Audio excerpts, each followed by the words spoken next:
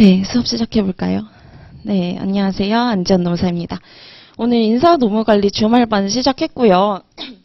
혹시 OT 듣고 오셨나요? OT. 제 OT는 좀 반드시 듣고 오셨으면 좋겠어요. 그걸 보고 오면 조금 이해되는 부분이 있거든요. 그래서 다음 주에는 OT 듣고 오시면 좋을 것 같아요.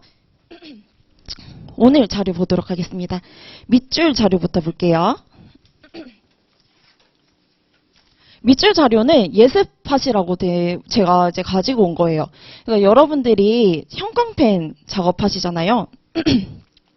일단은 밑줄은 연한 걸로 미리 예습하고 오셔야 돼요.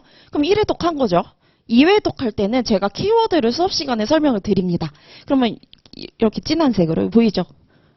이렇게 이건 이제 키워드용으로 하셔야 되는 거고 최소 형광펜이 3개는 있어야 돼요. 그 다음 뭐 구성 요소, 개념, 학자 이런 것들은 이 색. 그러니까 포인트는 색 구분이 필요하다라는 거예요. 그래서 여러분들이 제가 이따가 뒤에 설명드리겠지만 준비물이 있어요.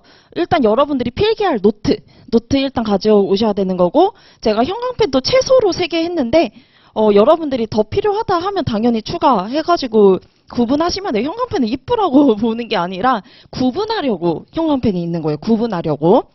그래서 구분의 용도다라는 걸 말씀드리고 펜 3개, 이거 이제 빨간색, 검정색, 파란색, 그 이제 펜 3개 이제 여러분들이 구비해 오셔서 이제 중요한 뭐 예를 들어서 그냥 일반 내용은 검은색으로 하시면 되는 거고 중요한 거는 빨간색으로 이런 식으로 펜 이거 구분 꼭 하셔야 돼요. 네, 그래서 이제는 전체적인 커리큘럼부터 소개 드리고 가도록 하겠습니다.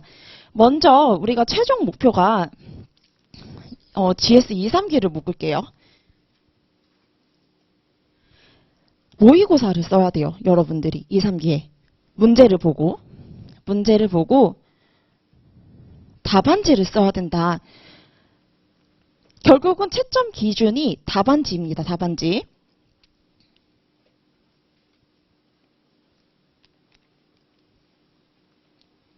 답안지예요. 답안지. 답안지를 여러분들이 쓸 줄 아셔야 돼요. 그러려면 이제 1기, 연기 때 해야 될 작업들이 다릅니다. 먼저 연기 때는 저는 2회 위주로 갈 거예요. 2회 위주로.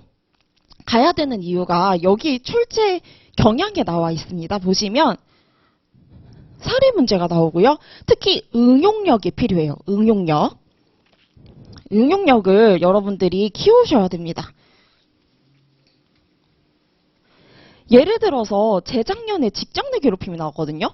직장 내 괴롭힘 근로기준법상의 기준을 쓰고 그 대응 방법 3가지를 쓰라는 문제가 나왔어요. 당시에 불이타였어요. 당시에 노동법 교수님도 아니고 왜 직장 내 괴롭힘을 내냐 이제 이러한 이제 약간 논란이 있는 문제가 나왔는데요. 만약에 여러분들이 시험에 가서 직장 내 괴롭힘이 나왔어요. 노동법인데 왜 나왔지 할 거예요? 아니죠. 뭐라도 끌어다가 써야 될 거 아니에요. 그럼 여러분들이 한번 봐볼게요. 직장 내 괴롭힘이 나왔다. 괴롭힘. 물론 근로기준법상 쓰라고 했지만 경영학적으로 여러분들이 접근을 하셔야 됩니다. 이거를 근로기준법상 개념을 쓰라고 했어요. 여러분들이 이제 뭐 우의성 이런 것들이 있거든요. 이거 아는 수험생들 많지 않았을 거예요. 실무를 하지 않은 이상. 그러면 여러분들이 시험장 가서 직장 내 괴롭힘을 보고 직장 내 괴롭힘에 대한 개념을 써야 돼요. 그러면 여기서 가져올 수 있는 개념을 먼저 생각을 하셔야 되거든요. 경영학적으로 뭘까요? 괴롭힘은? 갈등입니다. 갈등 중에서도 조직에 도움이 되는 기능적 갈등이 있고요. 조직에 도움이 되지 않는 특히 인간관계 상의 마찰. 그런 거 기분 상하는 거 있잖아요. 사람들끼리 상호작용하다 보면 그런 거를 경영학적 용어로 역기능적 갈등이라고 해요. 기능적 갈등, 역기능적 갈등. 그러면 직장 내 괴롭힘은 사람 간의 이제 갈등인 거잖아요. 그러면 그거를 나는 역기능적 갈등으로 쓰겠다. 라고 생각할 수도 있고요. 아니면 우리가 성과와 관련된 직무 행동이 있거든요. 오늘 경조 시간에 배울 거예요. 그 직무 행동 중에서도 성과와 관련 있는 생산적 작업 행동이 있고요. 성과를 저해하는 반생산적 작업 행동이 있어요. 대표적으로 이직하는 거. 이런 것들은 조직에 도움이 되지 않는 행동들이죠. 그러면 그거를 반생산적 작업 행동 중에 하나잖아요. 직장 내 괴롭힘은. 성과를 저해하는 행위니까 그런 거를 끌어다 쓸 수 있는 능력이 필요합니다. 뭔지 알겠죠? 응용력이. 여러분들이 외운 대로 쓰는 시험이 아니에요, 이제. 이런 것들을, 그러니까 교수님, 노동법 교수님이세요? 하고 따질 거예요? 아니죠. 답안지를 잘 써야 돼요. 여러분들이 답안지를 경영학적으로 쓰셔야 됩니다. 그래서 경영학적으로, 그게 저는 최종 목표예요. 최종 목표. 그래서 캐스케이딩이라고 하거든요. 조직 내에서. 그러니까 MBO 파트에서 배울 건데 캐스케이딩이 뭐냐면 조직의 목표를 기준으로 부서의 목표를 정하고 부서의 목표를 기준으로 또 개인의 목표를 정하는 거예요. 이것이 이제 폭포처럼 되어 있다 해서 캐스케이딩이라고 하고 저희가 나중에 MBO에서 배울 거예요. 근데 이걸 왜 설명하냐? 저도 이렇게 이제 캐스케이딩을 해볼게요. 이런 식으로. 어쨌든 우리가 이때 답안지 써야 되는 게 최종 목표인 거잖아요. 그쵸? 이때 답안지를 여러분들이 제가 여기다 브리타라고 썼는데 어떤 문제가 나와도 쓸 줄 알아야 돼요. 쓸 줄 알아야 돼요. 이제 그러려면 이렇게 가야 된다 생각하거든요. 목표가 이거 좀 지우고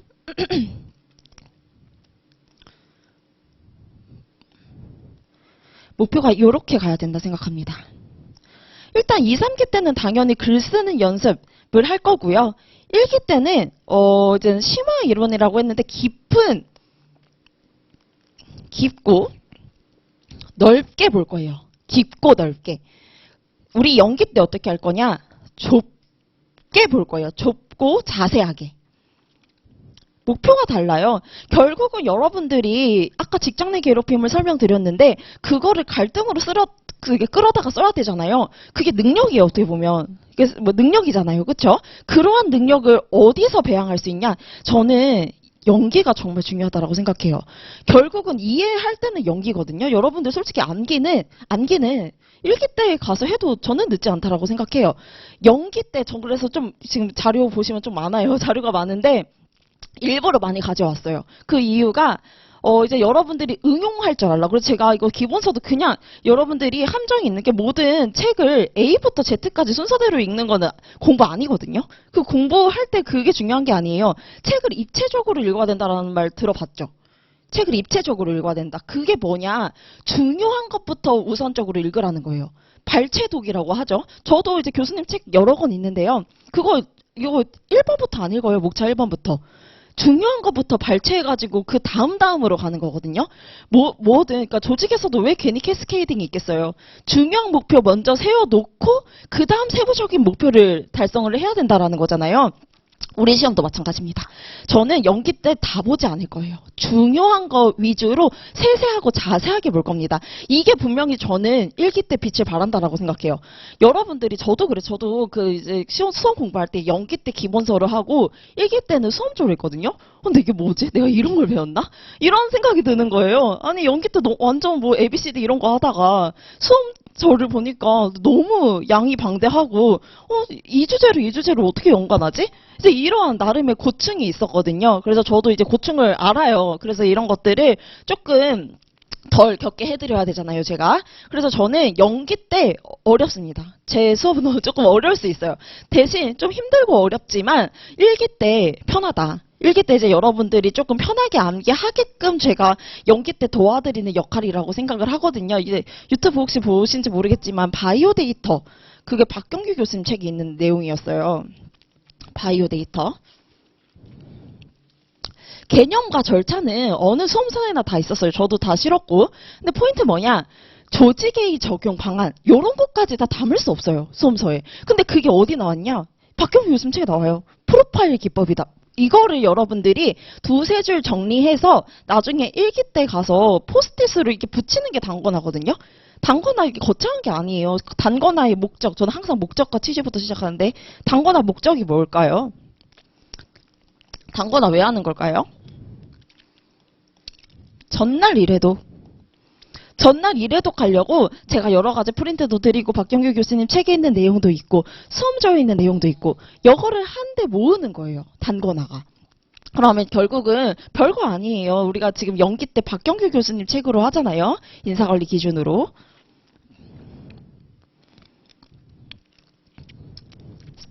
박경규 교수님 책에 있는 내용을 나중에 수험 저서에 옮기는 작업을 여러분들이 하시면 된다. 라고 이제 하고 있어요. 수험 저서 진짜 열심히 만들고 있거든요.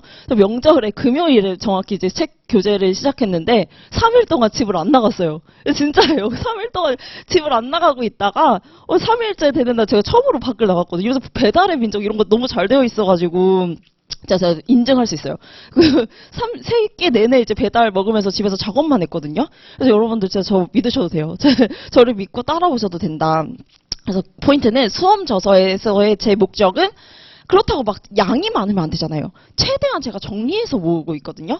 그러니까 이게 같은 주제라도 교수님께서 다르게 서술하는 부분이 있어요. 그럼 여러분들이 외우기 쉬운 거. 그거 위주로 제가 이렇게 발췌독해가지고 진짜 열심히 하고 있거든요. 또 올해 지금 여기 출처 보시면 보충 자료 보실까요? 출처가 엄청 많죠. 그 중에 2개 책이 올해 초에 개정됐습니다. 개정이 왜 중요한, 교수님이 심심해서 개정할까요? 심심한데 책이나 한번 쓸까 하면서, 그러면서 개정할까요? 그건 아닐 거 아니에요. 개정이 왜 중요하냐? 저는 개정 정말 중요하다고 생각하는 게, 바뀐 부분이 교수님께서 강조하는 부분이에요. 결국 우리 출제위원이 교수님이거든요. 그래서 저는 매년 개정판을 사는 게, 더 추가해서 그 주제를 예를 들어서 A라는 주제를 그 전판에는 3줄 설명했다. 근데 갑자기 그것만 3페이지 이상 설명한다. 요런 게 이제 교수님들이 강조하는 거예요. 저 그거 다 연구하거든요. 다 연구해요. 그래서 여러분들 정말 믿고 따라오셔도 됩니다. 특히 국제화가 제가 다른 강사님들이 강조를 안 했어요. 국제화라는 주제를 저 진짜 비슷하게 냈거든요. 찾아보시면 알 텐데 그걸 어떻게 제가 이제 중요하다라고 생각했냐. 전 당연히 그게 주재원이었어, 정확히. 국제화. 이제 넓은 의미에서 국제화. 일단 저는 경영학과 교수님이 책 내는 거 다 봐요. 2021년에 연세대 경영학과 교수님이 글로벌 경영이라는 책을 출간했어요. 그럼 일단 당연히 진짜 제가 누누이 말씀드리지만 심심해서 책 쓰는 거 아니거든요. 이게 중요하다라고 생각해서 책을 쓰시는 거예요. 그래서 그럼 국제화 일단 중요하구나. 그리고 이제 그 다음에 미래노동시장연구회라고 경영학과 교수님들이 쓴 자료가 있어요. 이제 거기서도 뭐 다양성, 이러한 이슈 이런 것들을 강조하고 있어요. 그러면 당연히 국제화 A급. 그리고 이제는 교수님 책을 분석을 하는 거죠. 그 중에서도 주재원 관리가 중요할 것 같았어요. 그러니까 제가 연구하기에는.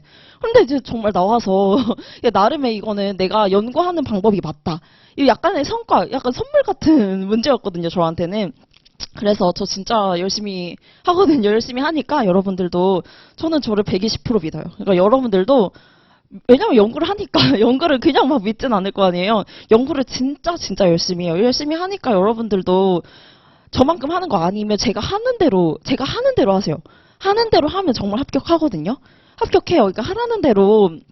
그러니까 남들은 연기 때 답안지 쓰던데 무시하세요. 전 진짜 저에 대한 저 여러분들도 수험 때 자기 확신 진짜 있어야 돼요. 자기 확신. 남들이 뭐라 하든 진짜 정말 뭐 개소리야 막 하고 넘길 줄 알아야 돼요. 그게 어디서 나오냐? 자기 확신이거든요. 그러면 이 자기 확신이 어디서 나오냐? 진짜 열심히 하면 돼요. 지금 그러면 남들이 뭐라 하잖아요? 너가 나만큼 열심히 하는 거 아닐 텐데? 이러고 그냥 넘기게 돼요. 그래서 저는 저에 대한 확신이 넘쳐서 여러분들이 연기 때 그래도 뭐 해야 되는 거 아니에요? 연기 때 그래도 썸저로 해야 된다는데? 교수조 필요 없다는데? 저만큼 연구한 거 아니면 그럼 안 하면 돼요. 안 하면 되고 저는 그게 중요하다고 생각하거든요. 전 출제 경향도 엄청 파악하고 연구를 해요. 출제 경향상 교수님 책에서 많이 반영돼서 나오고 있어요. 그래서 여러분들이 분명히 연기 때 남들이 교수님 책 보는 거 아니래. 뭐 수험서 이거 외워서 암기해서 붙는 시험이야. 다 무시하세요. 나중에 고득점으로 제가 보답해드릴 거예요. 그러니까 저만 1년 믿고 따라오시면 합격합니다. 저는 확신해요. 제가 하라는 대로만 하면. 그래서 여러분들도 열심히 해서 같이 좋은 결과 있었으면 좋겠습니다. 그래서 중요한 거는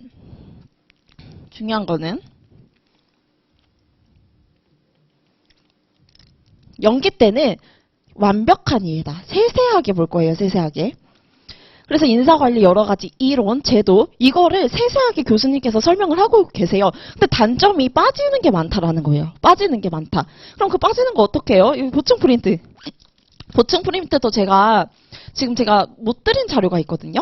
마인드맵. 마인드맵 자료를 제가 못 드렸어요. 이제 그거를 나중에 제가 내일 가서 그 수험 카페를 하나 만들 거거든요. 수험 이제 카페를 만들면 거기에 여러분들이 질문을 하시고 자료도 다 여기에 업로드를 할 거예요. 그러면 여러분들이 이 자료를 다운받으셔서 공부하시면 돼요.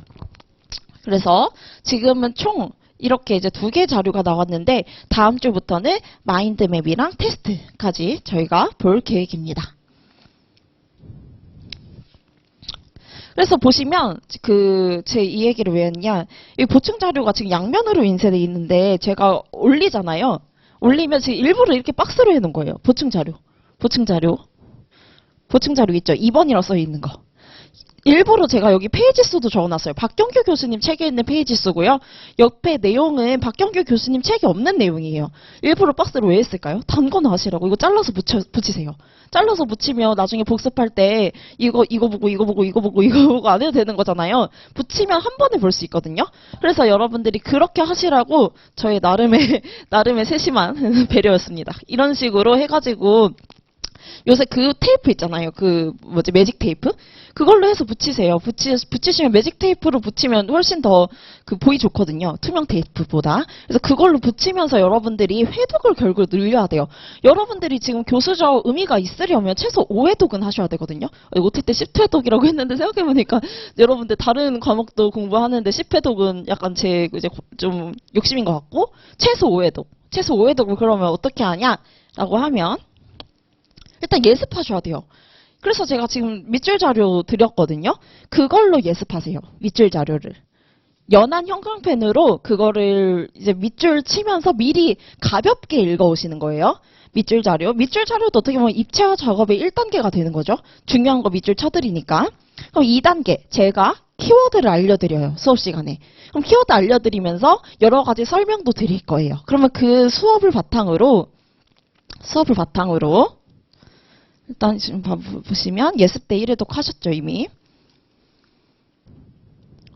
예습 1회독 했고 또 이제 복습을 총 2번 해야 돼요. 1회독 복습은 이제 복기하는 거예요, 여러분들이. 복기. 수업한 거를 복기하면서 내가 아는 것과 모르는 것을 구분하셔야 됩니다. 그리고 모르는 거 분명히 질문하세요. 알겠죠? 카페로 제가 질문 올려드릴 거예요. 그러면 모르는 거는 카페로 여러분들이 질문 주시면 제가 시간 정해서 대답을 해드릴 거예요. 그래서 또 여러분들이 질문한 것 중에 카페에 이제 올리면 이거 나도 궁금했는데 할 수도 있잖아요. 그쵸? 그래서 그런 식으로 해가지고 카페를 저는 이제 활용해가지고 질문 창구를 만들 겁니다. 그래서 이런 식으로 아는 것과 모르는 것에 작업을 했고요. 이때 여러분들이 단권화도 같이 하시면 돼요. 제가 나눠드리는 추가 프린트 있잖아요. 그걸 이제 오려서 붙이고 하는 것들 다 여기서 하시면 되고, 붙였다 하면 이제 단권화가 어느 정도 좀 된 거잖아요. 그러면 이거 기준으로 또 1회독 하시면 돼요.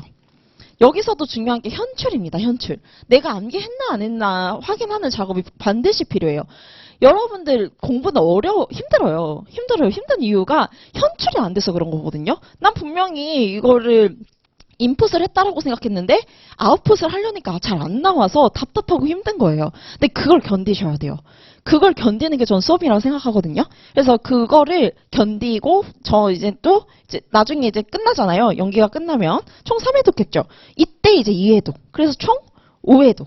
최소 5회독을 하시면 그래도 나중에 바이오 데이터 저 수험저에는 이제 개념과 절차만 있는데 이거의 보안 방법은 프로파일 왜?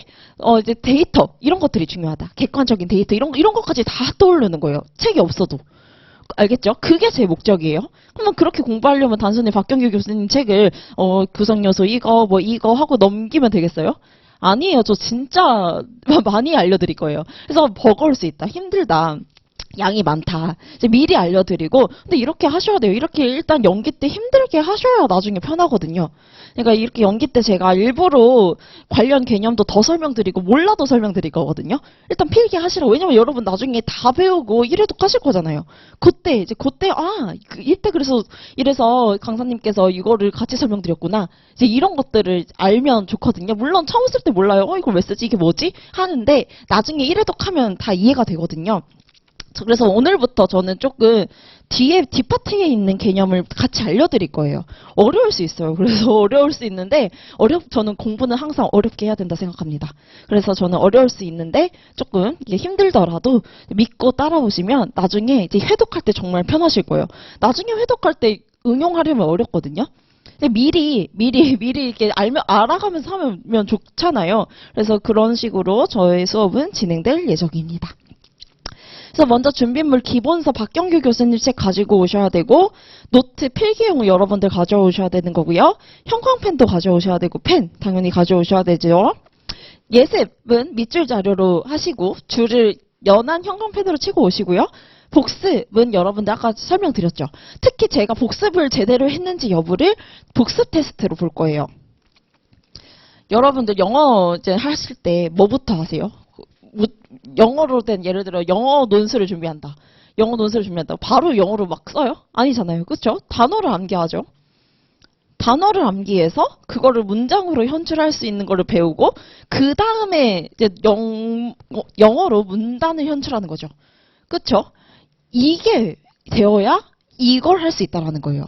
우리 시험에서는 단어는 키워드라고 합니다. 키워드.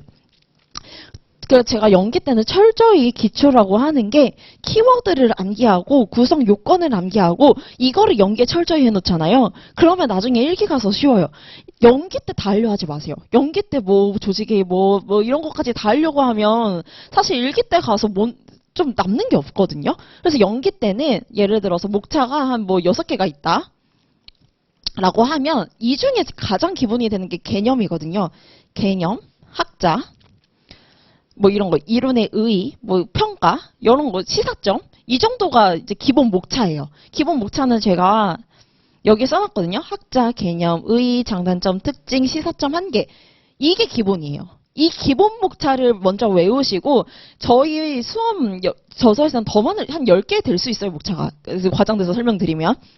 그러면 이 중에 5개를 먼저 여러분들이 완벽하게 암기하시고 일기 때 가서 추가로 5개를 암기하는 거지 1, 2, 3, 4, 5, 6, 7, 8, 9, 10 이렇게 공부하는 거 아니거든요. 모든 과목 공통이에요. 중요한 것부터 암기하고 추가하는 게 공부의 방법이라고 생각을 하거든요. 모든 과목 공통적으로.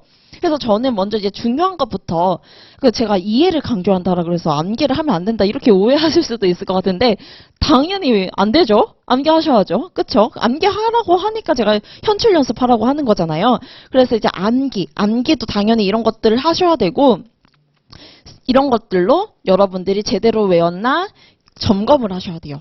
점검, 피드백. 제가 테스트로도 해드릴 건데 여러분들이 혼자서 하는 것도 당연히 중요합니다. 현출 연습 혼자서라도 계속 해보셔야 돼요. 알겠죠?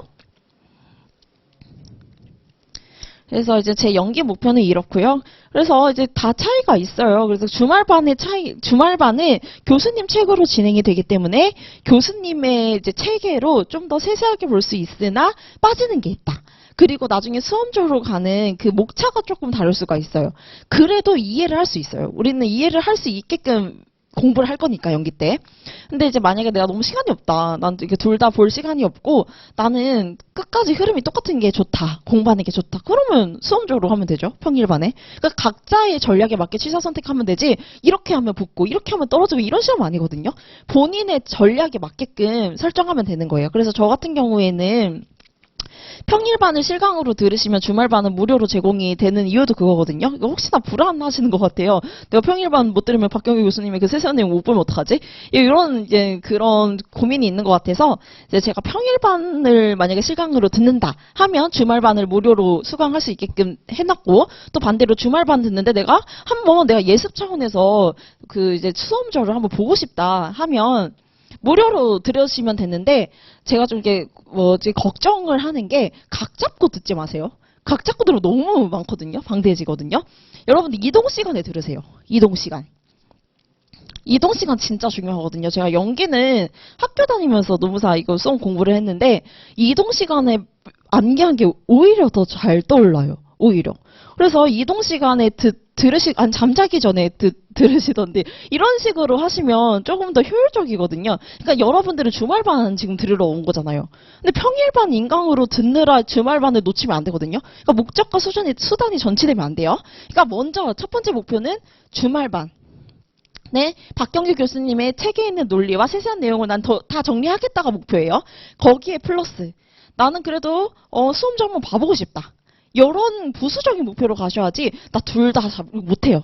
시간상 못해요. 시간상 못하고 내가 그래도 듣고 싶다 하면 무료로 제가 개설을 해드린 게 편하게 보세요. 그냥 편하게. 근데 오히려 각 잡고 안 보고 편하게 보는 게 더 좀 이렇게 암기가 잘 되는 경우도 있거든요. 그래서 이제 편하게 여러분들이 좀 이제 보시면 될 것 같습니다. 일단 주말반 분들이시니까 주말반 기준으로 설명을 드리면 이렇게 될 것 같아요. 그래서 여기까지 했고 오늘 수업 진행해 보도록 하겠습니다. 인사관리의 형성 배경부터 갈게요. 먼저 가기 전에 머릿말 갈까요? 머릿말? 저는 항상 머릿말이 정말 중요하다고 생각하거든요. 중요한 이유 알겠죠? 글로벌 인재, 바이오 데이터 다 나온 거예요. 다 나왔잖아요. 그쵸? 근데 왜 이거를 안 보고 넘어가는지 모르겠어요. 여기 보시면 구판에 제가 밑줄 쳐드릴게요. 글로벌 인재를 또 이런 것도 나오고 4차 산업혁명 이런 것도 나옵니다.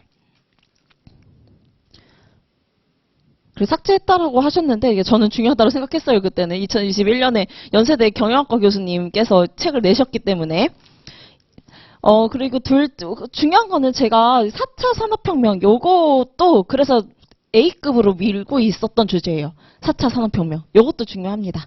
박경희 교수님께서 중요하다라고 생각하니까 여기 넣은 거죠. 또 바이오 데이터. 여기도 나오죠. 이거 출제됐죠. AI 기법. 2018년에 출제가 됐는데 어쨌든 AI 기법 이런 것들도 이제 나오고 있고 다면 평가도 나올 가능성 높겠죠. 여기 적어져 있으니까. 또 이제 통계 자료는 필요 없고 어쨌든 이러한 이제 교수님들의 머릿말들이 다 있어요. 저 이거 다 보거든요. 여기서 중요하다라고 생각하는 것들은 다 출제했어요. 그래서 이제 교수님마다 여기 지금 박경희 교수님께서는 글로벌 인재 이거를 삭제했다라고 하는데 다른 교수님 책들은 다 중요하게 강조하고 계시거든요. 그러니까 교수님마다 달라요. 중요하다라고 생각하는 게. 그래서 저는 이 책만 보는 게 아니라 다양한 책을 보고 출제를 해드리는 거라서 이제 여러분들이 중요하게 보는 것들은 중요하게 보시면 될 것 같습니다. 또 제가 이제 강조드리고 싶은 게 첫째 줄 볼게요. 문제를 분석하고 제가 이것 때문에 OT를 들으라는 거예요. 인사관리가 이제 조직에 있는 문제를 분석하고 해결 방안을 강구하기 위한 거다라고 되어 있어요. 결국 실무적인 것도 있고 대학에서 공부하는 학생들에게도 필요한 지식이다. 이러한 내용이 있죠. 그래서 이거는 제가 OT를 들으라는 게 경영학이 이런 학문이에요. 그래서 경영학이 어떤 학문이고 왜 문제를 분석하고 이렇게 솔루션을 제공하는 게 왜 중요한지 제가 OT 때 다 설명을 드렸었어요. 그래서 여러분들이 OT도 막 각 잡고 들을 필요는 없고 가볍게 좀 보시면 좋을 것 같아요. 그래서 그냥 교수님의 머릿말 봤고요. 차례 한번 보도록 할게요. 차례.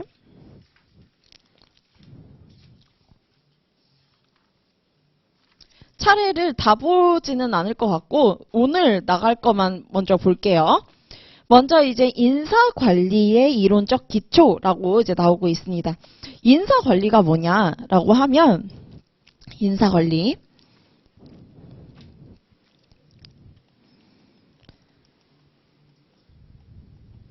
우리가 이것도 OT 때 설명드렸는데 쉽게 말해서 기업에는 여러 가지 일이 존재하죠. 직무. 이거를 우리가 경영학적 표현으로 직무라고 해요. 그 다음 이 직무를 수행할 사람이 필요하게 됩니다. 이거를 휴먼 리소스라고 해요. 사람. 근데 우리가 인사관리는 서구식 HRM이에요. 서구식이라고 하는 건 뭐냐? 직무를 중심으로 HRM이 이루어진다라는 거예요. 직무를 중심으로. 직무를 중심으로 이루어진다라는 의미가 제가 간략하게라도 설명을 드리면 먼저 직무 분석이 이루어져요. 그 기업에 있는 직무 분석부터 이루어지고 예를 들어서 이제 인사팀 과장 자리라고 해봐요. 인사팀 과장 자리를 수행하기 위한 뭐 여러 가지 TDR이라든지 KSA 이런 것들이 다 정해지게 됩니다. 그러니까 직무를 수행하기 위한 능력, 직무에 필요한 것들, 이러한 이제 것들이 미리 정하게 돼요. 우리나라에서는 이런 거 안 하죠. 이런 거 이제 최근에 와서 하는 거지. 산업화 진행 당시에는 우리나라는 조직 중심으로 뽑았기 때문에 직무 분석, 직무 뭐 설계 이런 거 할 여력이 없었어요. 그래서 일단 우리는 이제 테일러식을 기본으로 하기 때문에 어쨌든 이 직무를 수행하기 위한 여러 가지 요건들을 미리 정하고 간다라는 거예요. 서구식은. 그러면 이것을 수행할 수 있는 사람을 선발하게 된다라는 거예요. 사람을 선발하고 예를 들어 바뀌어요. 직무 수행 능력이 환경 변화에 따라 바뀌면 그 바뀐 KSA에 맞춰서 교육 훈련이 들어가요. 알겠죠? 그래서 모든 인사관리의 기준이 뭐가 된다? 직무가 된다. 직무가 된다라는 거예요. 그래서 박경유 교수님 책도 보시면 직무부터 설명하고 계십니다. 그래서 여기 앞에는 개요고요. 뒤에 보시면 바로 직무 들어가죠. 그게 이제 서구식 HRM 순서를 반영한 거예요. 우리나라는 바로 확보하죠. 바로 제가 이제 OT 때도 설명드렸는데 이제 직무와 적합하지 않더라도 조직과 맞으면 일단 뽑고 배치를 하는 거예요. 그래서 이제 임원분들 이제 많이 만나잖아요. 그러면 그분들이 많이들 하시는 말이 내 이 일 할 줄 몰랐다. 일단 이제 대학에서 와가지고 날 데리고 갔다. 돈 많이 준다고 해서 갔다. 좋은 기업이라 갔다. 이렇게 이제 말씀을 하시는 게 조직 중심이라 그런 거거든요. 직무 중심이 아니라. 그래서 어쨌든 이제 직무가 먼저 나오게 된다라는 거예요. 인사관리라고 하는 거는 그래서 결국 사람인의 일사자거든요. 그래서 그렇잖아요. 우리나라 번역하면 인부터 나오잖아요. 사람 중심이라는 거예요. 사람 중심. 근데 이제 미국은 직무 분석, 직무 평가, 직무 설계를 먼저 한 다음에 사람을 배치하게 된다라는 거예요. 직무가 기준이 된다라는 거예요. 그래서 이제 사람을 이제 기능별로 나누면 이따도 설명드릴 텐데 확보하고 개발하고 평가하고 보상하고 유지하고 방출하게 되는 이걸 인사관리의 기능적인 방안이라고 하거든요. 인사기능이라고 합니다.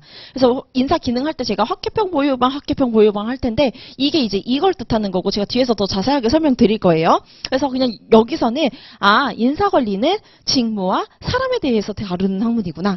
요 정도만 여러분들이 아시면 될 것 같아요. 그래서 이제 먼저 다시 보시면 인사관리의 이론적인 기초를 먼저 볼 거고요. 그래서 역사적인 발전 단계 플러스 이론적인 발전 단계를 제1장에서 보게 될 거예요. 그 다음 연구대상 아까 말씀드렸죠. 직무와 사람이라고. 그쵸? 그래서 직무와 사람에 대해서 볼 거고 인사관리의 목표는 크게 두 가지가 있습니다. 주체, 우리 기업의 주체 누구누구 있죠? 기업의 당사자? 기업과 종업원이 있죠. 기업의 목표는 뭐예요? 종업원한테 잘해주는 그 목적도 뭐예요? 돈 벌려고. 그쵸? 그거를 우리 경제적 목적이라고 하고요. 종업원이 근데 돈 벌려고 막 착취하고 일만 시켜요. 그러면 안 되겠죠? 그러면 이제 종업원이 불만족해요. 그래서 종업원의 욕구, 종업원의 만족, 이런 것들을 경제적 목표 중에서도 사회적인 목표라고 하는데 뒤에서 더 자세히 배울 거예요. 필기하실 필요 없어요. 그래서 기능적 차원 아까 말씀드렸고 학교평 보유방이라고 말씀드렸고요.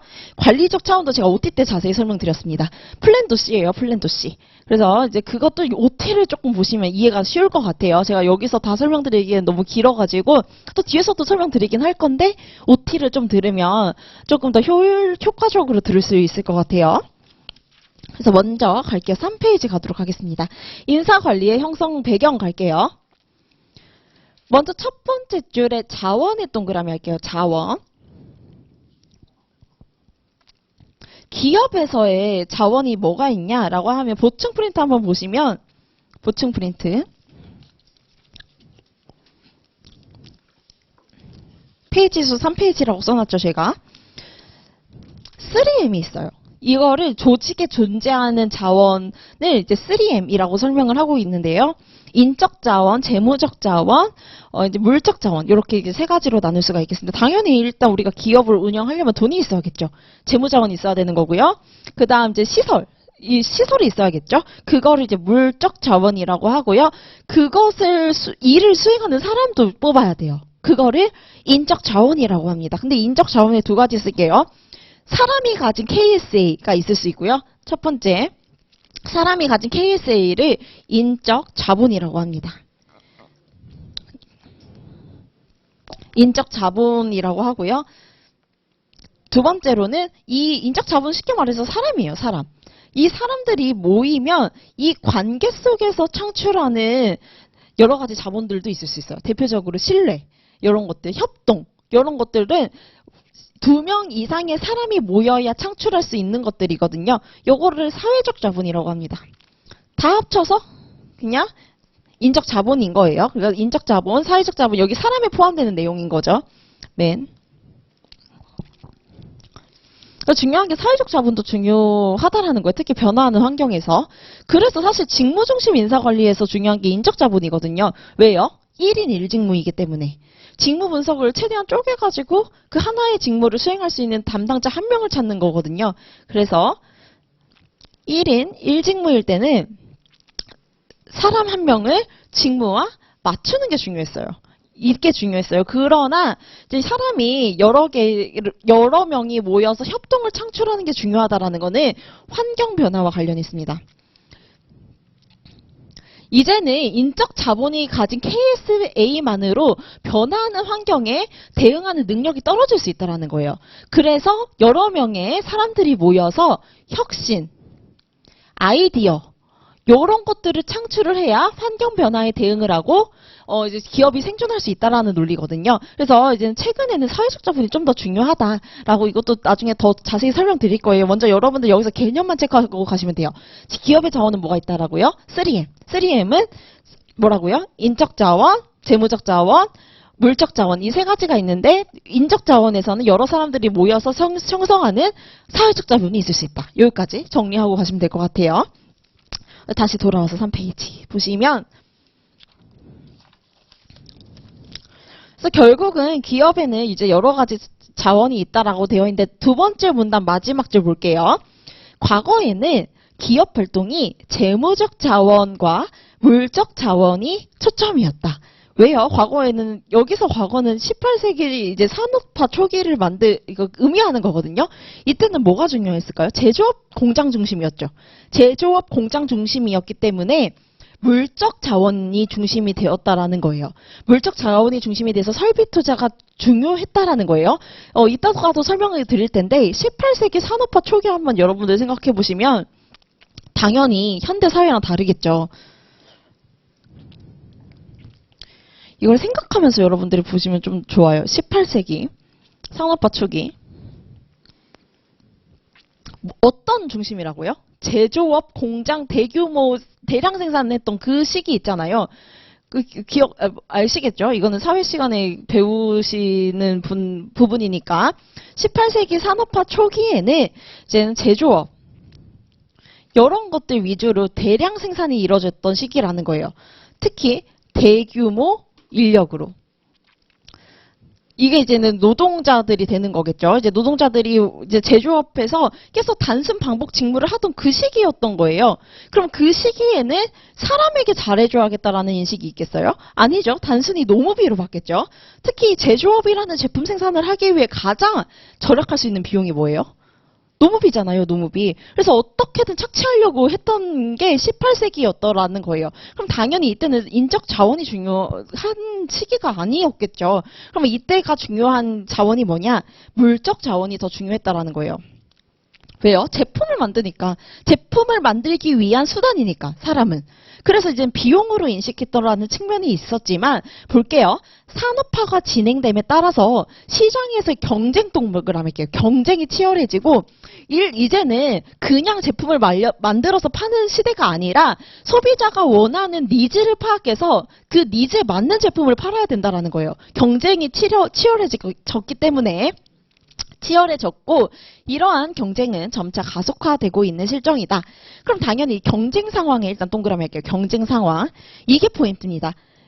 산업화가 이제 진행된 당시에는 계속 이제 진행이 되면서 경쟁 상황이 놓여졌다라는 거예요. 기업이 이제 경쟁을 해야 된다라는 거예요. 그럼 이때는 당연히 이제 사람이 중요하지 않겠어요? 사람이 내는 아이디어, 혁신 이런 것들이 기업의 생존에 중요한 요소로 작용했다라는 거예요. 근데 과거처럼 18세기처럼 인건비로 취급하면서 착취하면 아이디어 내겠어요? 안 내겠죠. 그래서 이때 중요한 게 뭐예요? 인적 자원이 중요하다. 인적 자원이 뭐를 결정한다? 인적 자원이 기업의 경쟁력을 결정하는 요소로서 중요하게 등장하게 되었다. 이게 지금 중요하게 됩니다. 인적 자원이 기업의 경쟁력을, 이거 뒤에서 다 설명드릴 거예요. 결정. 그래서 이게 다 지금 뒤에서 배울 이론적인 흐름과 우리가 겹치는 부분인데 18세기 초에는 테일러가 등장하게 됐어요. 그래서 테일러 같은 경우에는 이제 노동 효율적인 생산을 중요시했거든요. 이제 그 이후에 노동소의 문제가 나타나고 하니까 메이오가 나타나서 이제 사람 관리가 중요하다. 사람한테 잘해줘야 된다. 이런 게 나타났고 특히 인적 자원 지금 제가 경쟁 상황이라고 했는데 플러스 이때 1980년대 등장한 게 뭐냐면 오일 쇼크 이런 거 일어나면서 기업이 예측하지 못하는 거예요, 상황을. 근데 그 예측하지 못하고 당하고만 있어요? 아니죠. 그러한 변화하는 상황을 예측해서 전략을 짜서 기업을 존속시키는 게 좀 더 중요해졌다. 그래서 전략 경영이 1980년대에 등장하게 된 거거든요. 그래서 전략적 접근에서 가장 중요한 게 이거예요. 인적 자원. 테일러는 비용으로 취급했지만 1980년대에는 환경도 급변하고 또 기업 간 경쟁이 치열해지면서 인적 자원, 사람에게 잘해줘야 투자의 대상이구나로 보게 됐다라는 거예요. 그래서 이제 여러분들이 이러한 흐름이 뒤에서 다 중요해서 지금 제가 보통 이게 자세히 이렇게까지 설명 안 하는데 뒤에 가서 다 이제 피가 되고 살이 되는 그런 부분이에요. 그래서 여러분들이 그냥 테일러 18세기 전략적 접근, 인적 자원 중요해. 요거를 그냥 외우면 사실은 암기예요. 암기고 이해하면 이미 여러분 다 외웠을걸요? 다 외웠을 거예요. 전략적 접근에서 중요한 게 뭐라고요? 인적 자원. 테일러가 중요한 거는 물적 자원. 다 외웠어요, 이미. 여러분들이 굳이 힘들게 암기할 필요가 없어요. 뒤에서 다 나오는 내용인데 여러분들이 이제 굳이 힘들게 암기 안 해도 이러한 시대적 배경을 알면 쉽잖아요. 그냥 테일러가 단순히 뭐 진짜 인성에 문제 있는 사람도 아니고 사람을 막 가져다가 착취하고 쓰겠어요? 아니에요. 시대적 배경이 제조업에다가 대량 생산을 하는 그 시대이기 때문에 사람을 비용으로 볼 수밖에 없었다라는 거예요. 특히 사람이 많잖아요. 200~300명이 될 거예요. 그 공장 안에. 그러면 당연히 이제 여러분이 봐도 뭔가 보호해주고 이런 대상보다는 최대한 뽑아 먹어야 되고 이런 대상으로 봤을 거 아니에요? 그 테일러의 시각은 그 시대적 배경에서 나타나게 된다는 거예요. 그래서 제가 이 시대적 배경을 열심히 설명드린 거고 4페이지로 갈게요. 4페이지의 네 번째 사이먼 볼게요.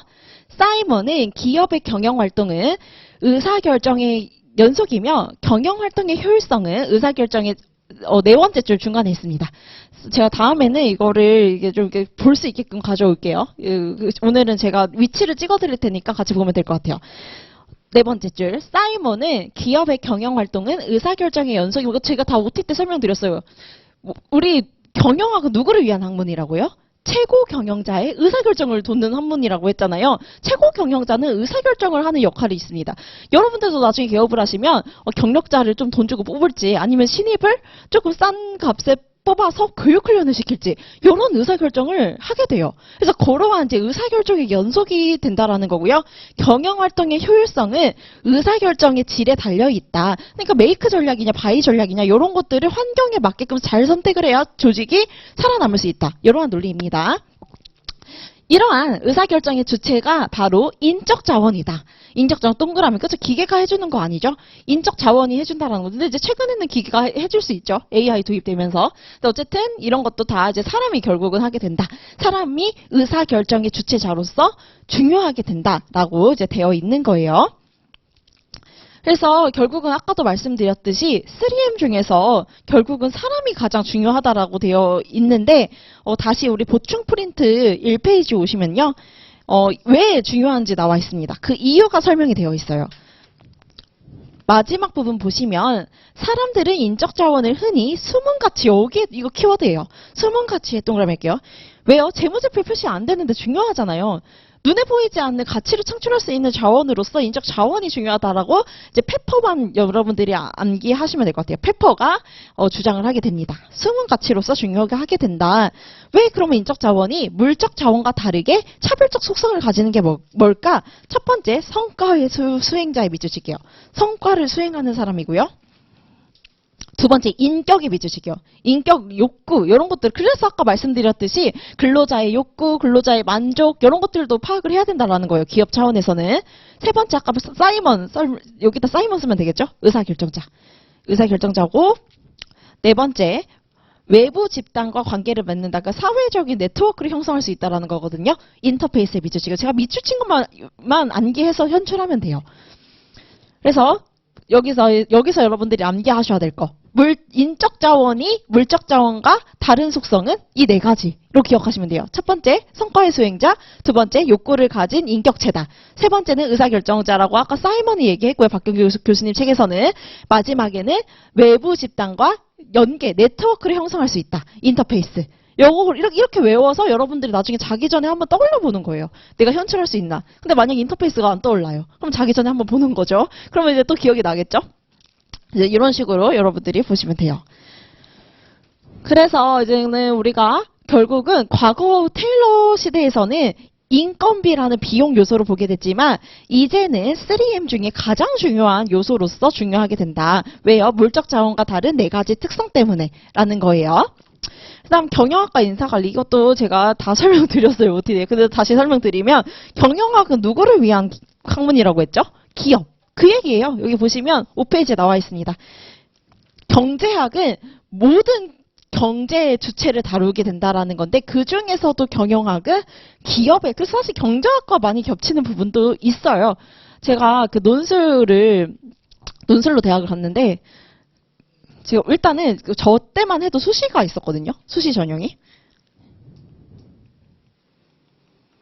수시 중에 저는 일부러 이제 논술을 배워서 논술을 쓴 게 아니라 논술이 그나마 그 정시라고 하죠. 수능의 체조가 조금 낮았어요. 일단 이제 중앙대 같은 경우에는 경영대가 합이 3이었고요. 네 과목 중에 합 3이었고 사회과학대가 합이 4였어요. 근데 3은 절대 안 될 것 같아가지고 일단 나는 4로 가겠다 해서 사회학과를 간 건데 또 제가 다른 데는 다 경영학과 썼거든요.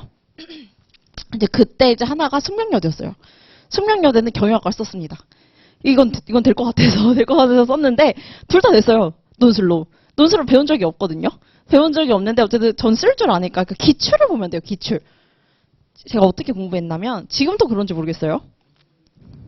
수능을 봐요. 가채점 하잖아요. 그러면 이제 커트라인 나오죠. 합3 됐네 하고 이제 갈 수 있는 대학의 논술을 이때 준비하는 거예요. 그러면 이때 이제 3일 남아서 이때가 중앙대였고 7일이 숙명여대였어요. 그 경영학과. 근데 학문이 다른데 어떻게 글을 그렇게 쓰냐. 관점을 다르게 쓰면 돼요. 사회학과는 사회적인 시선으로 쓰면 되고 경영학과는 경영학적인 시선으로 쓰면 되거든요. 그때 아직도 기억나는 게 이제 숙대 경영학과 진위계수가 나왔어요.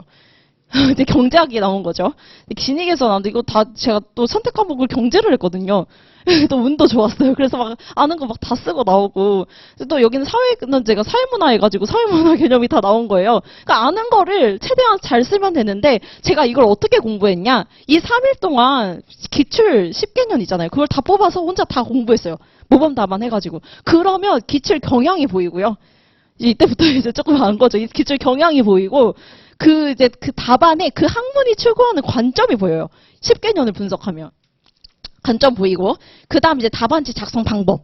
이제 이런 것들도 다 모범 답안에 다 나와 있거든요. 이제 이런 것들을 분석해서 3일 동안 거의 잠 안 자고 중앙대 받고, 그 다음에 이제는 숙명여대를 보러 갔는데, 심지어 합격자 발표 날도 같았어요. 10시에 중앙대가 나오고, 4시에 이제 숙대가 나왔는데, 물론 지금 생각하면 직무적합성으로 이제 경영학과를 갔으면 좋았겠지만, 그때는 이제 대학 이런 것들이 중요했던 조직적합성이잖아요.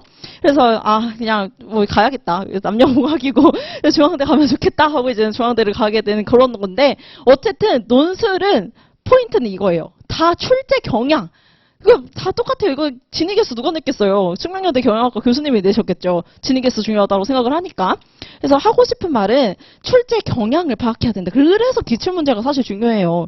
기출문제만 보고 갔거든요. 저는. 둘 다 붙었어요. 숙대도 붙고 중대도 붙었는데 포인트는 기출의 경향을 파악해서 이거 알면 돼요. 이거를 이제 제가 다 알려드릴게요. 다 이제 경영학 관련한 제가 그 이제 경영학에서 내는 과목이 경지사 기출이랑 많이 겹치거든요. 그러니까 경영학과 교수님이 내는 시험이 이제 경지사 기출도 있고, 그래서 직장 내 괴롭힘도 그 해 경지사 시험이 7월에인가 있고, 노무사 시험이 8, 9월쯤 있잖아요.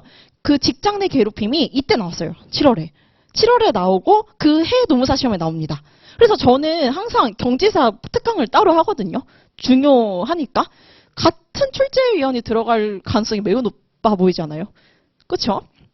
그래서 저는 그러니까 기출문제를 엄청 중요하다라고 생각하는 게 이미 저도 이제 대학을 이제 준비하면서 느끼고 있어요. 그래서 저는 출제되는 경향을 이제 많이 중시하고, 기출문제도 저희가 아까 이제 설명 못 드렸는데 이때쯤 할 거예요. 1, 2기, 4기 때. 1기 때는 정말 이제 단문형으로 준비할 수 있는 기출문제만 모아가지고 할 거고, 2기 때도 다양한 사례를, 여기 경지사 있죠. 이제 다양한 사례를 풀 수 있는 글쓰기 능력을 이때 우리가 배우게 될 거예요. 다 알려드리니까 이제 너무 이제 연기 때는 제가 외우라고 하는 것만 이제 키워드 위주로 외우시면 될 것 같아요. 남들한테 너무 신경 써요. 주변에는 누구는 막 3, 4년 했으니까 당연히 답안지 쓸 줄 아는 거죠. 여러분들이 연기부터 답안지를 써야겠다 이러한 욕심은 약간 내려놓고, 일단 나는 기초, 개념, 응용력 요거를 위주로 해가지고 1기 때 이제 우리가 밑빠진 독이라 하거든요. 밑빠진 독이에요. 우리의 머리는 밑빠진 독에 계속 이제 퍼붓는 거예요. 개념을. 그러면 충분히 암기됩니다. 열심히 하면 돼요. 일단은 우리가 지금 연기 때 목적은 이해니까 이해 위주로 여러분들이 조금 보면 좋을 것 같아요. 그래서 이제 5페이지 보시면 경영학의 연구 대상은 기업에 집중을 했다. 그래서 그러나 경제학 같은 경우에는 국가 경제 전체가 이제 대상이 된다라는 거예요. 그래서 경제 주체가 여러 가지가 있죠. 뭐 소비자도 있고, 뭐 정부도 있고, 외국도 있고, 이런 것까지 다 살펴보는 게 경제학이라면 그 중에서도 기업이라는 주체에 집중을 한 게 경영학이다라고 되어 있어요. 그 얘기를 하는 거고 크게 중요하진 않습니다. 여기서 이제 중요한 부분이 이제 6페이지 가시면 포터의 주기능과 보조 기능이 나와요. 우리 이제 OT 들으신 분들은 이제 기억하시죠? 이거 아시겠죠? 이게 정확히는 지금 박경규 교수님 책에서는 이렇게 간단하게 나왔지만, 마이클 포터의 경쟁 전략의 도식은 이렇습니다. 여기 칠판에 나오고 있죠? 이렇게 되어 있어요. 쉽게 말해서 마이클 포터 같은 경우에는 기업이 이윤을 창출하게 되는 이 흐름을 설명한 거예요. 기업이 이윤을 창출하기 위해서는 일단은 제품이나 서비스를 만들어야겠죠. 제품이나 서비스.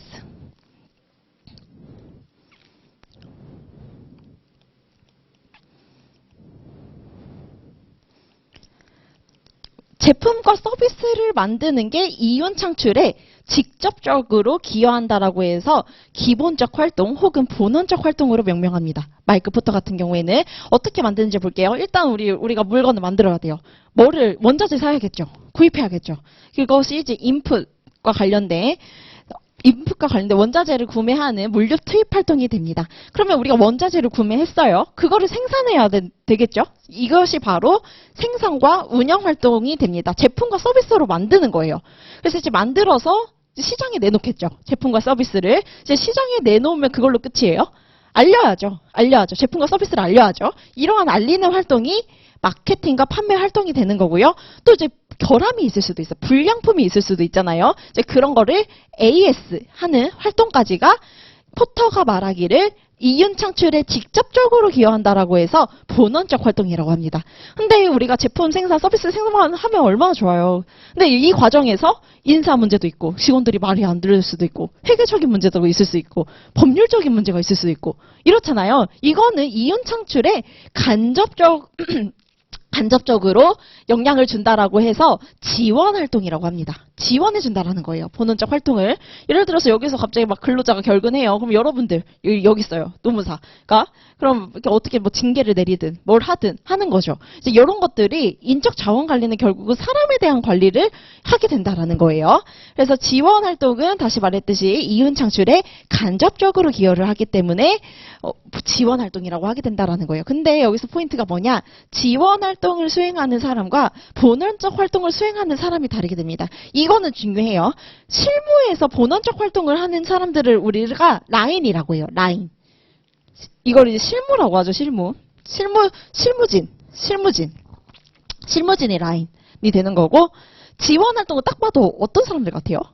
법률적으로 자문해주고, 노무적으로 자문해주고, 회계적으로 자문해주는 거는 전문가들이죠. 전문가들을 그래서 스텝이라고 합니다. 보통은 우리 인적자원 여기 인사관리에서 스태프는 인사부서예요. 인사부서. 나중에 여러분들이 노무사 합격하고 나서 선택직 중 하나가 이제 기업에 여기 이제 인사부에 들어가게 되는 거예요. 그럼 여러분들은 스텝이 되는 거겠죠?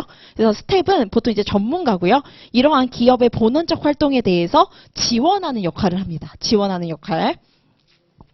그래서 이것을 마이크 포터의 경쟁 전략이라고 했고, 여러 가지 이런 이제 내용이 나와. 이건 다 저희 다 책에 있어요. 책인데 여러분들이 연기 때 기억하셔야 될 거는 이 전체적인 표만 기억을 하시면 좋을 것 같아요. 이거 1차 때 나오는 거잖아요. 그렇죠? 그래서 외우시면 될 것 같아요.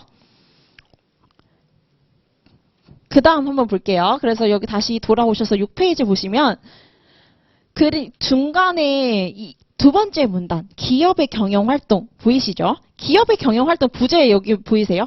여기 6페이지 바로 밑에 보면 부제로 기업의 경영활동 있잖아요. 부제도 자세히 보면 좋아요. 여기서 보면 기업의 경영활동 아까 방금 설명드렸죠. 뭐예요? 포토에 따르면 쓸게요. 주기능과 지원기능. 주기능과 지원기능.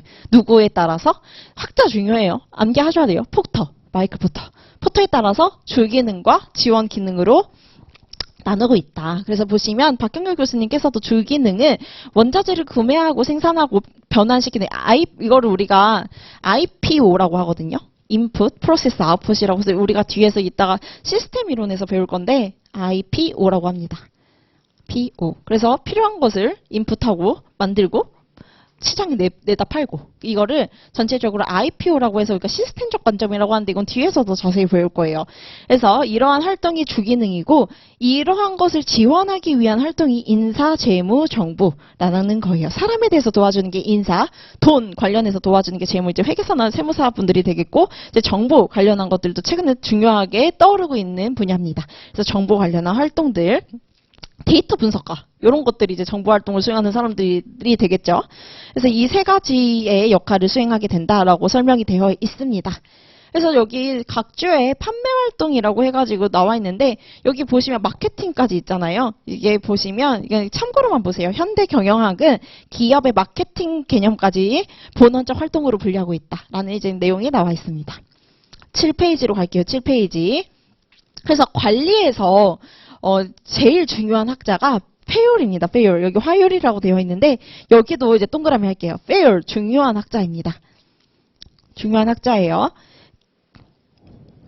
기업의 경영 활동을 아래와 같이 기술, 상업, 재무, 보전, 회계, 관리, 이걸 앞글자 떼서 기상, 재보, 회관 이런 식으로 암기하셨죠. 1차 때. 그래서 기상, 재보, 회관 뭐 이런 식으로 암기를 하시는데, 중요한 거는 페율이 뭐를 제시했냐라고 하면 최고 관리자의 관점에서 어떻게 조직 관리를 해야 되는지 그 이론을 제시한 학자예요. 그래서 제가 먼저 이론적인 흐름을 설명드리면, 스캇이라는 학자가 있습니다. 스캇. 우리가 경조 때 배울 거예요. 스캇이라는 학자가 여러 가지 조직 이론을 두 가지 관점으로 나누었어요. 그래서 이걸 설명할 때 되게 좋거든요. 이해하실 때 좋아요. 그래서 제가 먼저 설명을 드리면, 스캇이라는 학자는 인간에 대한 관점이 합리적이냐, 사회적이냐, 조직에 대한 관점이 환경과의 관계를 고려하지 않은 폐쇄적 관점이냐, 아니면 환경과의 관계를 고려한 개방적 관점이냐에 따라 네 가지로 나누었습니다. 여러분들도 이제 약간 센스를 발휘해서, 폐쇄적인 관점은 딱 봐도 여기서 시대적 흐름이 있거든요. 뭐가 더 과거일 것 같아요?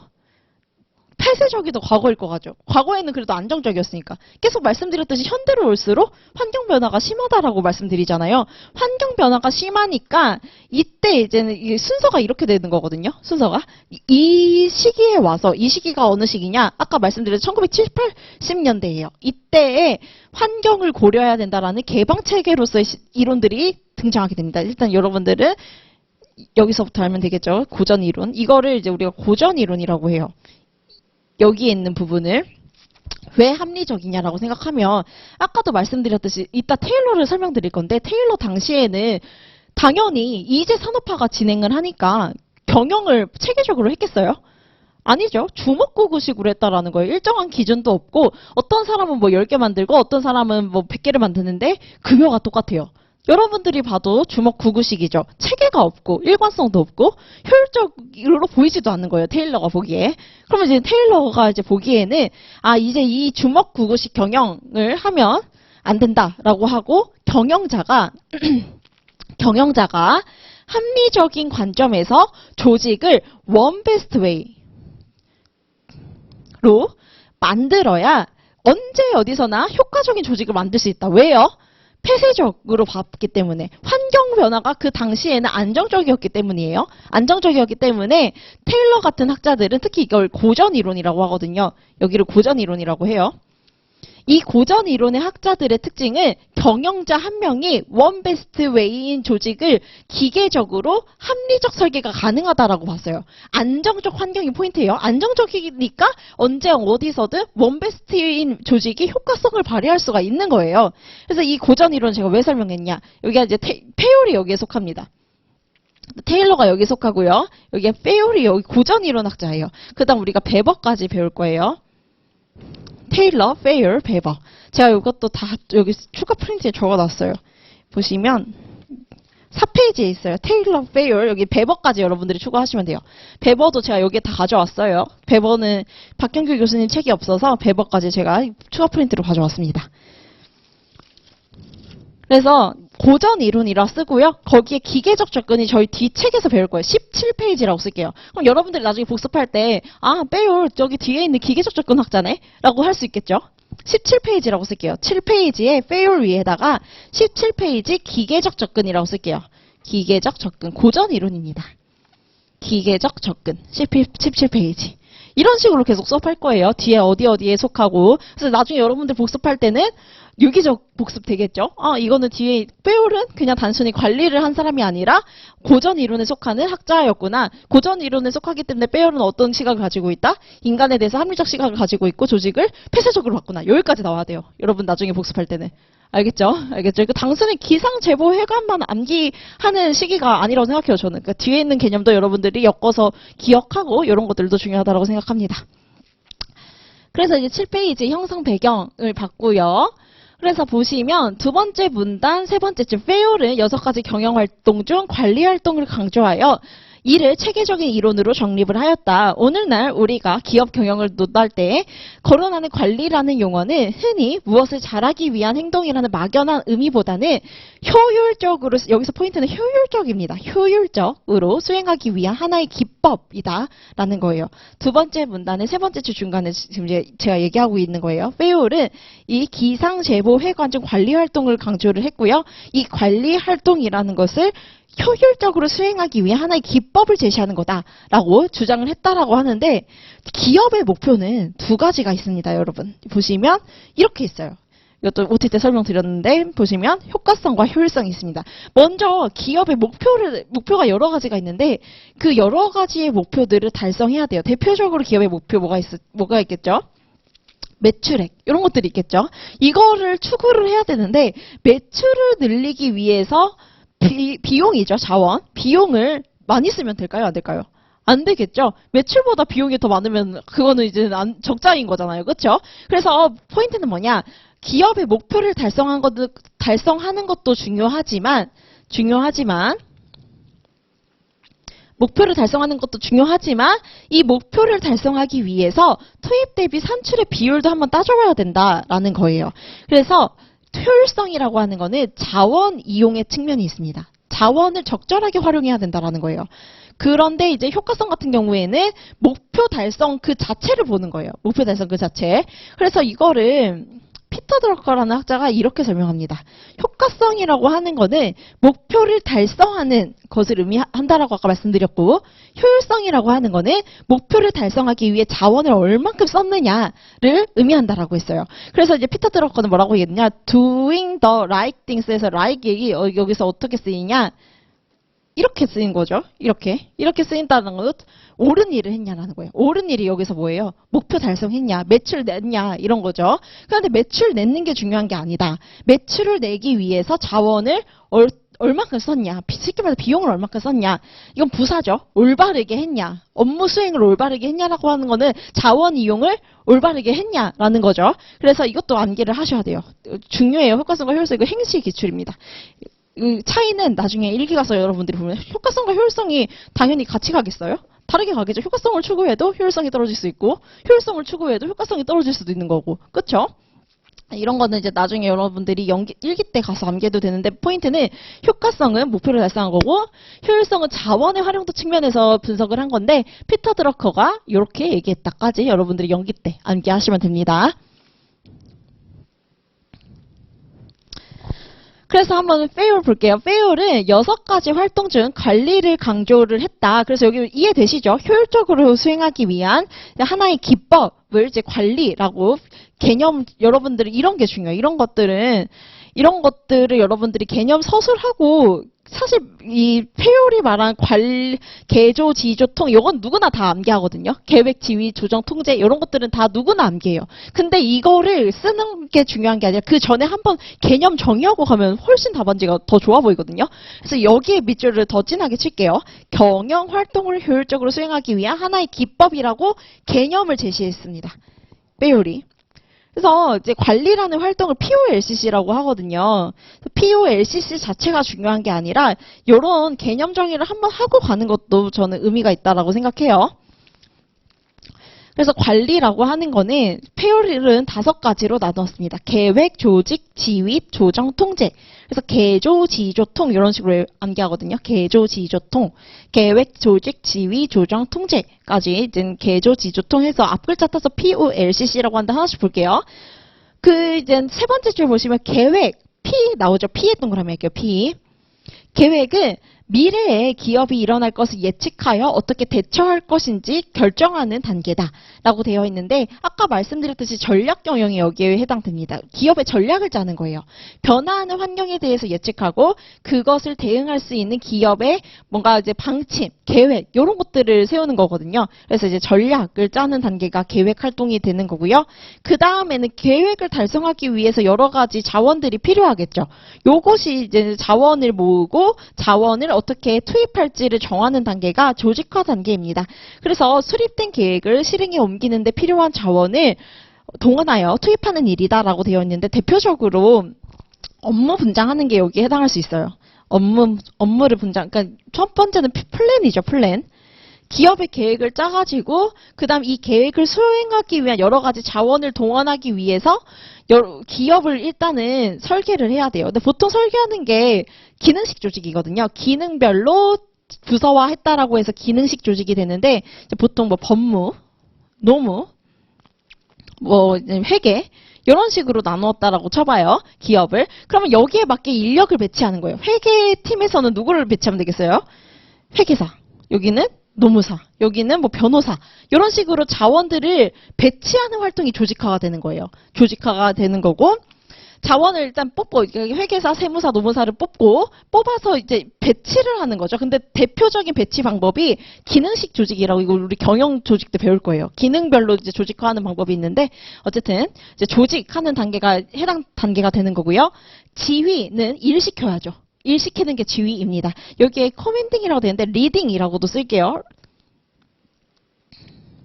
그래서 POL이라고 많이 해요. POL.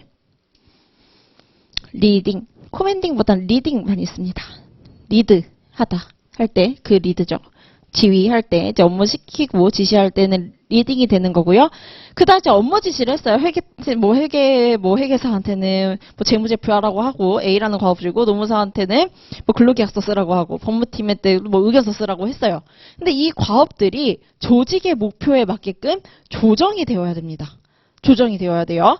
이 조정을 하는 과정이 여기 나오죠.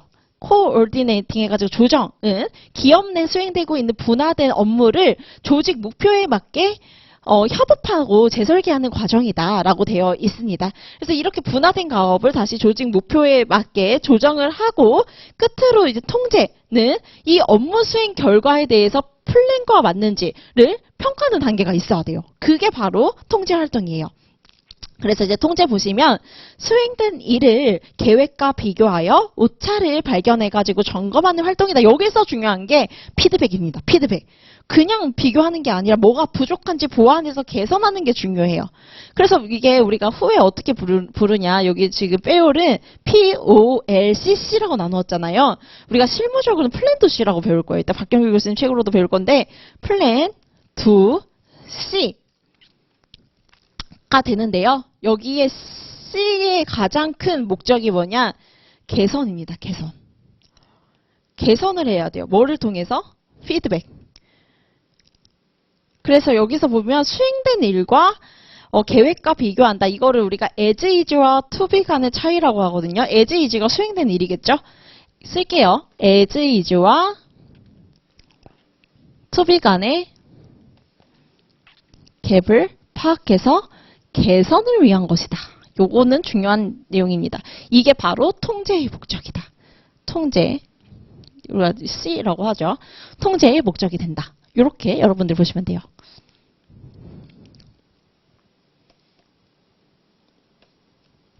그래서 문제에 여러분들이 뭐를 관리 과정으로 설명하시고 이런 문제가 많이 나오거든요. 그러면 관리 과정 뭐지 하지 말고 어떻게 서술하는 거예요? 플랜 투 C로 서술하는 거예요. 여러분들 이제 문제 나올 때 그런 거 많이 물어봐요. 관리 과정적으로 뭐 쓰시오? 이건 어떻게 쓴다? 플랜 투 C로 쓰게 된다라는 거예요. 그래서 그 내용을 보시면 될 것 같고 다음 페이지 보시면 박경규 교수님 이제 책에는 이런 식으로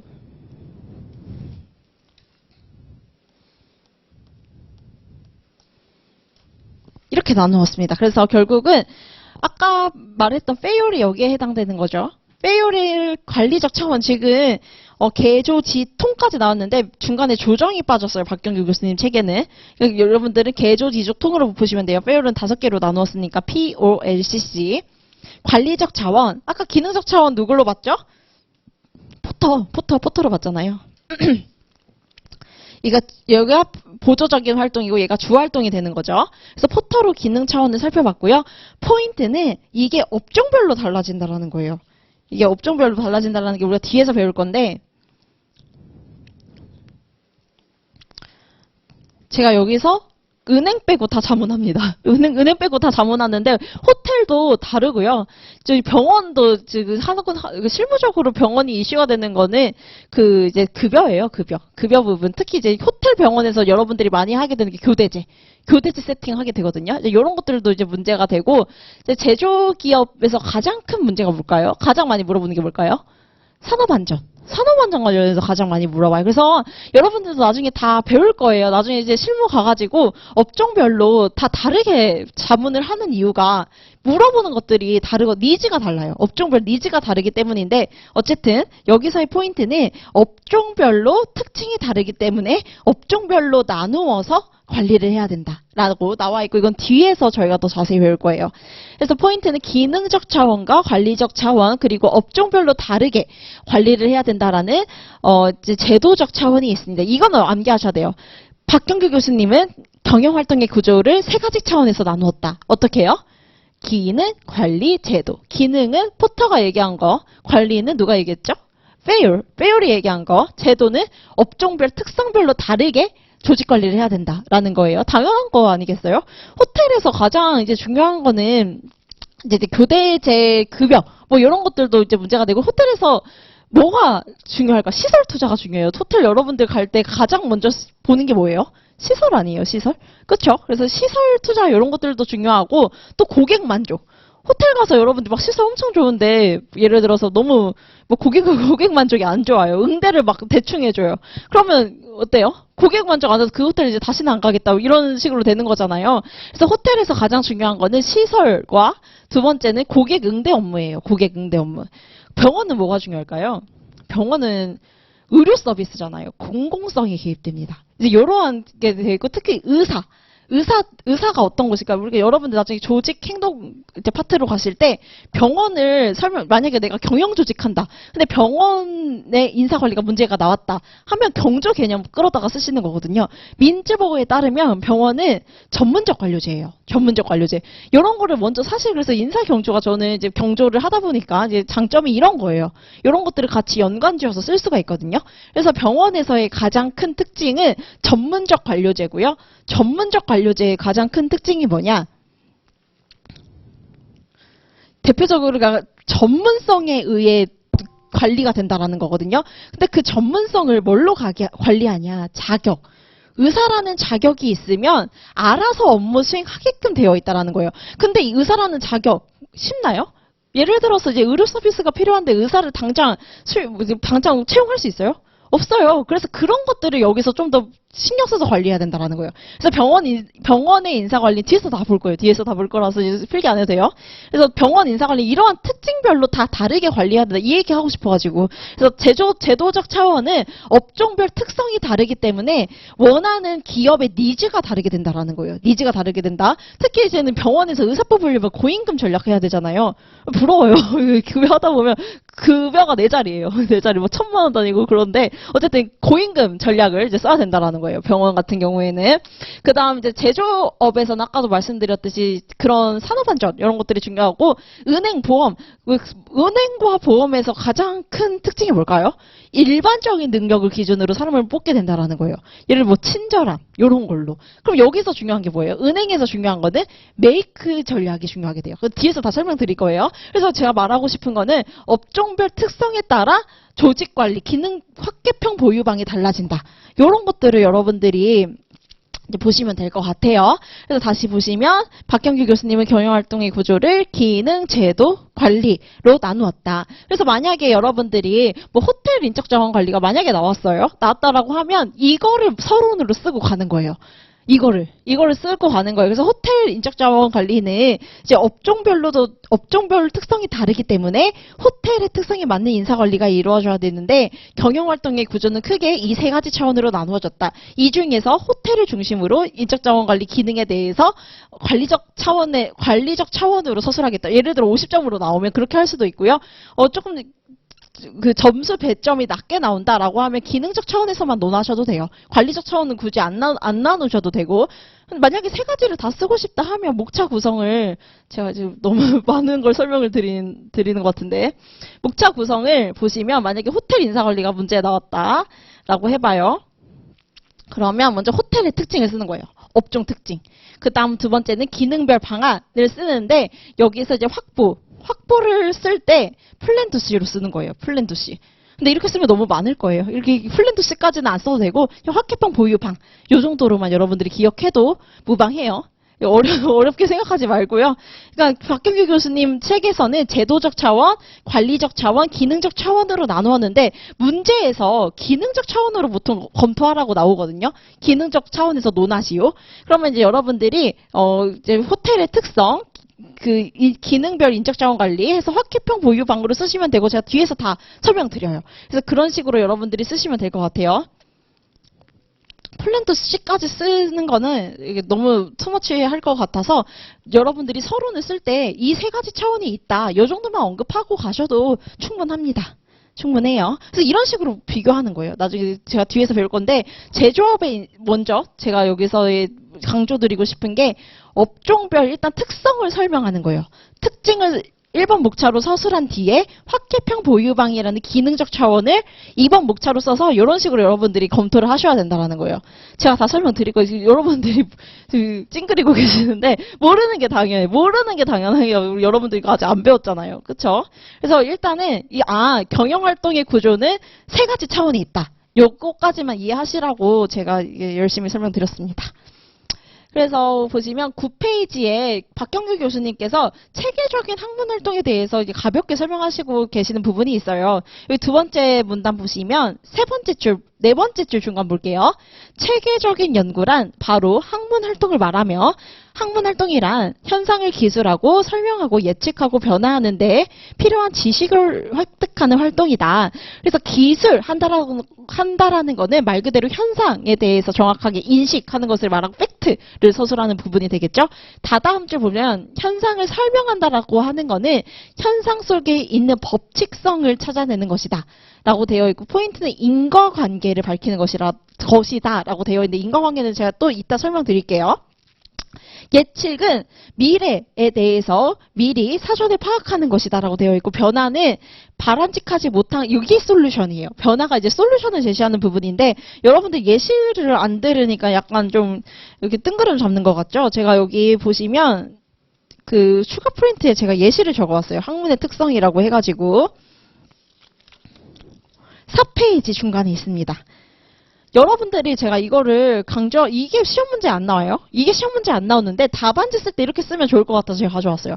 이따 우리 뒤에 테일러 배울 거거든요. 그 테일러를 이런 식으로 서술하면 돼요. 첫 번째, 기술, 현상을 설명하는 거예요. 20세기 초 미국의 공장 관리는 주먹구구식 경영, 즉 비과학적인 방식이었다. 기술하는 게 아까 말씀드렸죠. 뭐라고 했어요? 현상에 있는 것들을 정확하게 인식해서 설명하는 거라고 말씀드렸죠. 두 번째, 설명, 이유를 분석하는 거예요. 이유. 왜 주먹구구식 경영이었을까? 원인을 분석하는 단계입니다. 첫 번째, 표준이 없고, 두 번째, 유기적 조정이 불가능했고, 세 번째는 목표 생산량이 없었고, 네 번째는 성과급제에 대한 불신이 있었다 라고 테일러가 분석한 거예요. 그러면 이거를 그냥 여기서 문제다라고 해야 돼요. 그렇죠? 이제 문제다라고 하는 게 예측이죠. 이런 식으로 주먹구구식 경영을 하면 앞으로 기업의 성과가 떨어진다. 그래서 마지막 솔루션, 이게 포인트입니다. 솔루션을 제시해야 된다라는 거예요. 그래서 테일러 같은 경우에는 위와 같은 주먹구구식 경영의 문제를 극복하기 위하여 과학적 관리를 도입했다. 이렇게 쓰시는 거예요. 답안지는 이렇게 쓰시는 거예요. 그래서 여러분들이 이거를 쓰시려면 일단 각각의 키워드 일단 암기해야 되겠고, 여기서 키워드 뭐예요? 주먹구구식 경영, 표준이 없다, 뭐 성과급제에 대한 불신, 요런 거 키워드를 활용해서 이제 문장으로 현출하는 연습을 우리가 연기 때 할 거예요. 그래서 답안지 참고하면 좋으실 것 같아서 제가 이걸 가져왔고요. 그 다음에 제가 인과관계에서 설명드릴 때에 쓰이는 변수들을 먼저 설명드릴게요. 이것도 중요합니다. 여기 보시면 3페이지, 추가 프린트 3페이지에 변수의 유형, 이거 암기하실 필요는 없고 이해를 하셔야 돼요. 왜냐? 경영조직도 마찬가지로 뭔가 여러 가지 독립변수가 있거든요. 독립변수가 있고 원인이에요. 이거를 원인에 종속된다라고 해서 이제 결과변수라고 해가지고 종속변수가 있습니다. 예를 들어서 이번에 이제 임파워먼트가 나왔죠. 임파워먼트, 경영조직론에 임파워먼트가 종업원에게 권한을 부여하면 직무 성과와 직무 만족의 결과를 가져온다. 이런 식으로 다 경영조직론이든 인사관리든 설명이 되어 있거든요.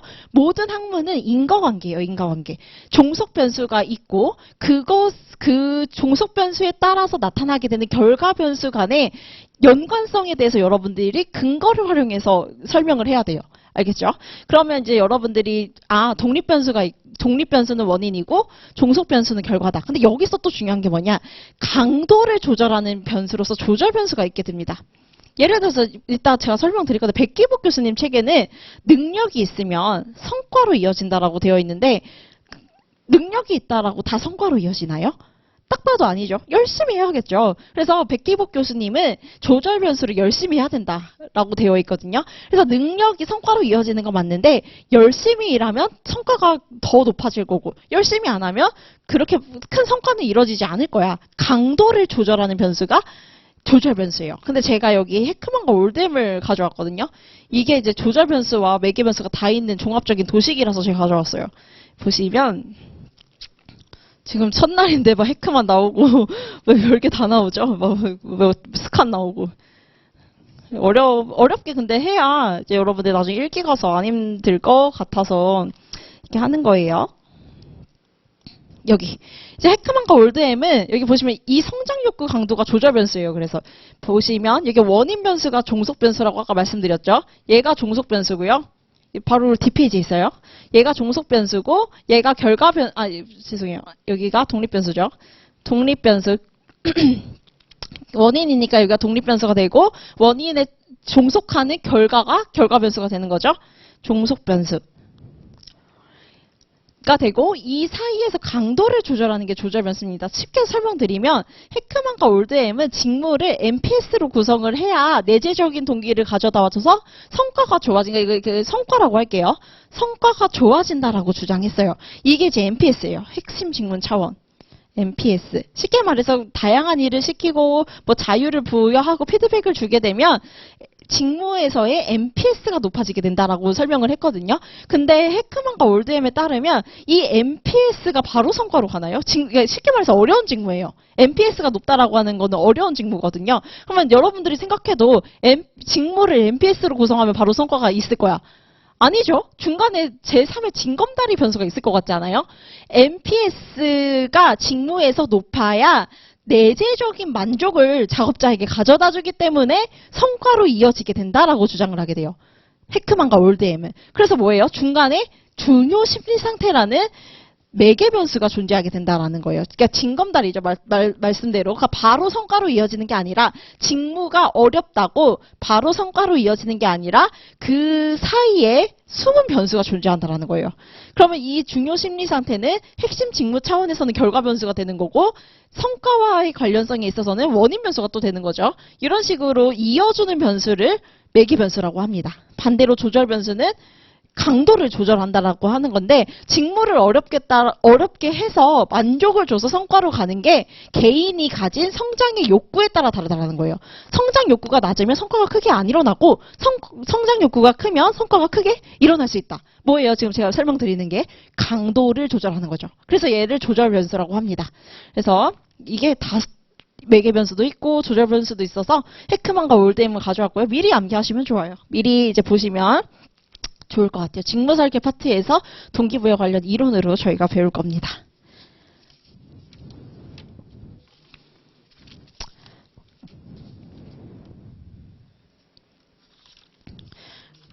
그래서 이제 여기까지만 하고 쉴게요. 결국은 인사관리에 이제 보시면 첫째, 마지막 9페이지 마지막 문단의 첫째 보이세요? 마지막 문단 위에. 첫째 보이시죠? 첫째, 주기능인 인사관리는 기업의 주기능인 구매, 생산, 판매 활동에 인적 자원을 지원하는 활동이다. 그래서 결국 인사관리는 뭐다? 사람에 대해서 지원하는 스텝 기능을 수행하게 된다라는 거고요. 둘째, 관리적으로 접근해서 플랜도시 한다. 플랜도시라고 쓸게요. 페이올의 POLCC를 이제 현대적 실무적으로는 플랜도시라고 합니다. 플랜도시 하는 활동이다. 또 마지막에는 모든 기업을 대상으로 하는데 업종별로 다르게 설계된다라는 거예요. 인사관리 기능을. 그래서 여기까지 이제 보고 우리 10분 쉬고 10페이지부터 들어가도록 할게요. 무슨 질문 있으시면 여기 나와서 질문 주시면 될 것 같아요.